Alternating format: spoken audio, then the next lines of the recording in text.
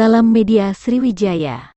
Pataka amankan diduga pelaku tabrak lari yang viral hari ini. Viral di media sosial, sebuah mobil Jeep kabur dan diamuk massa setelah terlibat laka lantas di depan Transmart Jalan Radial pada Senin malam. Setelah kabur dari amukan massa, pelaku sendiri berhasil diamankan personil Pataka Satlantas Polres Banyuasin pada Selasa malam, tanggal 21 Februari tahun 2023. Pengemudi dan kendaraan minibus berhasil dihentikan dan diamankan di pos Turjakwali Satlantas Polres Banyuasin dengan dibantu warga yang mengejar maupun warga sekitar TKP dan selanjutnya diamankan di Mapolres Banyuasin untuk penyelidikan lebih lanjut.